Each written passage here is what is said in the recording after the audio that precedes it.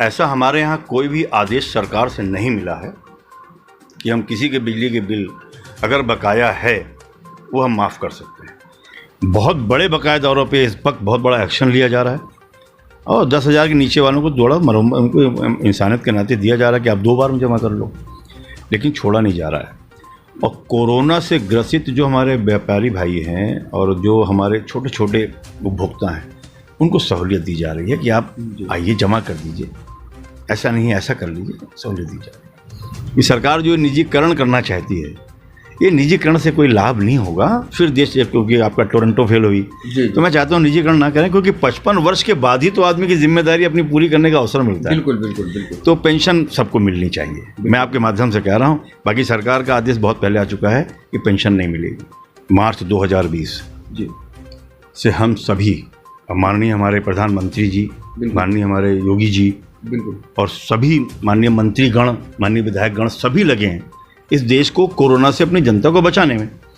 और हमारे सरकारी विभाग जैसे बिजली विभाग, अस्पताल, पुलिस डिपार्टमेंट, सब ने बड़ी मेहनत की है, जिसमें पुलिस का रोल बहुत अच्छा रहा। तो विद्यालय को भी अपना एक योगदान देना होगा। जब वो आपके स्कूल में कोई भी मेंटेनेंस एक्सपेंसेस नहीं कर रहे हैं, आपका ना तो बिजली का यूज़ हो रहा है, ना आपकी बेंच खर्च हो रही है, ना आपका ट्रांसपोर्ट खर्च हो रहा है, बच्चे ऑनलाइन स्टडी कर रहे हैं, ऑनलाइन में वो अपना नेट खर्च कर रहे हैं। जी बिल्कुल। तो आपका हक ही नहीं बनता पैसे लेने का। मैं इस वक्त मौजूद हूँ प्रतापगढ़ के शहर में बिजली विभाग हेड ऑफिस में, और हमारे सामने जो उपस्थित हैं उनको शायद ही किसी जान और पहचान की ज़रूरत है। तो आइए हम आप मिलते हैं मिस्टर गणेश शर्मा जी से। नमस्कार आप सभी को, मेरा नमस्कार। मैं गणेश कुमार शर्मा जी। बताइए सरवर आलम जी। सर, हम आपके पास आए हुए हैं कुछ चुने हुए जानकारियों के लिए जो कि हमारी आम जनता को नहीं मालूम है, और जो कि वो जानकारियां आपके थ्रू शायद उनको कुछ मिल जाए कि इस कोरोना काल में जिनकी नौकरियां चली गई हुई हैं या जो बेरोज़गार हो गए हैं, तो क्या सर उनकी बिजली का बिल किस तरीके से वो जमा करें, और क्या वो ना जमा कर पाएँ तो उनकी लाइट कट जाने की क्या प्रक्रिया है? ऐसा हमारे यहाँ कोई भी आदेश सरकार से नहीं मिला है कि हम किसी के बिजली के बिल अगर बकाया है वो हम माफ़ कर सकते हैं। अगर माफ़ कर सकते हैं तो माननीय ऊर्जा मंत्री जी कर सकते हैं या माननीय हमारे चेयरमैन साहब कर सकते हैं। एक दूसरी बात लाइन काटने की बात है जी।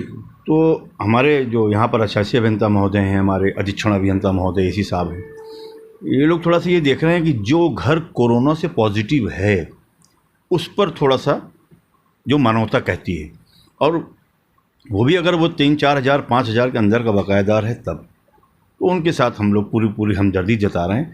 क्योंकि एक टारगेट भी लिया है कि 10,000 के ऊपर, अब जो मान लीजिए 50,000, लाख, 2 लाख का बकायेदार है तो उनको पहले नोटिस भेजी गई है, उसके बाद उनकी लाइन काट सकते हैं। जी। कोरोना में जो व्यापारी वर्ग हैं उनके साथ हमारा विभाग पूरी तरह से लगा हुआ है। उनको पूरा पहले नोटिस उनको भेजी गई है, उसमें अगर वो किसी भी सूरत में 2 बार में भी जमा करना चाहते हैं तो वो सहूलियत दी जा रही है। और सर, अगर जो समय पे बिजली का बिल ना जमा कर पाए किसी भी कारणवश, तो उसमें जो समय श्रेणी दी गई हो या कोई समय निर्धारित की गया हो कि इतने ही समय में आपकी बिजली काट दी जाएगी, तो उस पर कुछ आप संक्षेप में बताना चाहेंगे? वो तो हमारे बिल पे लिखा रहता है। हमारे बिल पे लिखा रहता है कि फ्रॉम टू फ्रॉम, फिर लिखा रहता है दे तिथि जी, फिर लास्ट में लिखा रहता है हमारे यहाँ विच्छेदन तिथि। अब अगर विच्छेदन तिथि होता क्या है कि उपभोक्ता बहुत पूरा बिल पढ़ता नहीं। जी। वो सीधे 2 चीज़ पढ़ता है, कितनी रीडिंग, कितना पैसा आया। अगर वो सेटिस्फाइड है, जमा करने आ जाता है।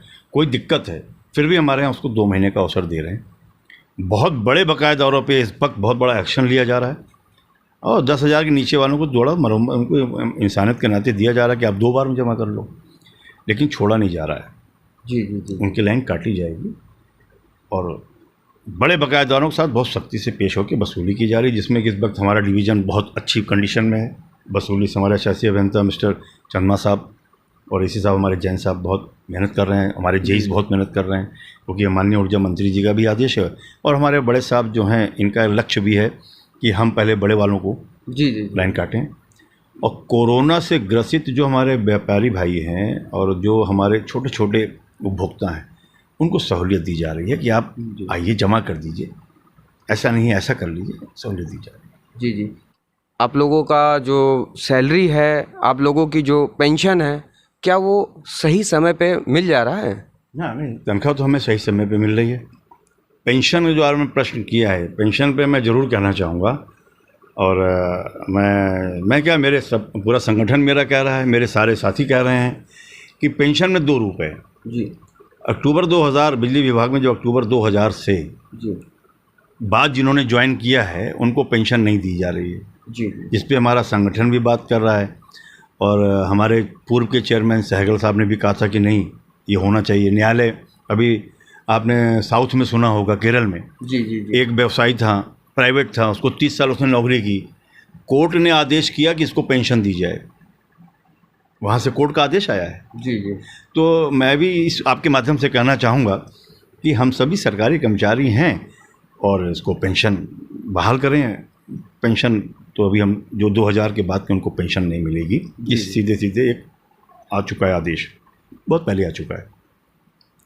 कहीं 2004 से है और कहीं 2000 से है। जी जी तो हम लोग लगे हैं कि पेंशन हम लोग को, क्योंकि पेंशन क्या होती है कि एक बुढ़ापे का सबसे बड़ा सहारा होता है।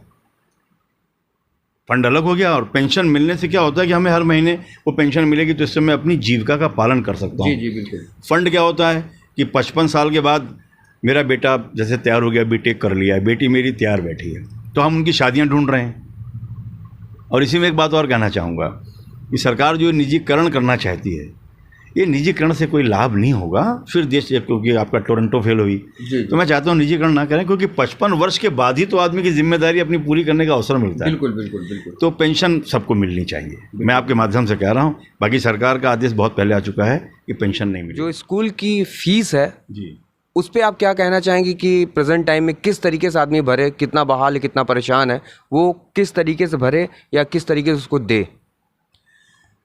बहुत ही आलम साहब, बहुत बहुत अच्छा प्रश्न है आपका, क्योंकि मार्च 2020 जी से हम सभी, माननीय हमारे प्रधानमंत्री जी, माननीय हमारे योगी जी बिल्कुल और सभी माननीय मंत्रीगण, माननीय विधायकगण, सभी लगे हैं इस देश को कोरोना से अपनी जनता को बचाने में।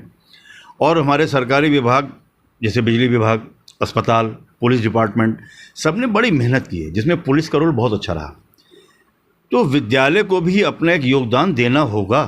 बिल्कुल जब वो आपके स्कूल में कोई भी मेंटेनेंस एक्सपेंसेस नहीं कर रहे हैं, आपका ना तो बिजली का यूज़ हो रहा है, ना आपकी बेंच खर्च हो रही है, ना आपका ट्रांसपोर्ट खर्च हो रहा है, बच्चे ऑनलाइन स्टडी कर रहे हैं, ऑनलाइन में वो अपना नेट खर्च कर रहे हैं, जी बिल्कुल बिल्कुल। तो आपका हक ही नहीं बनता पैसे लेने का।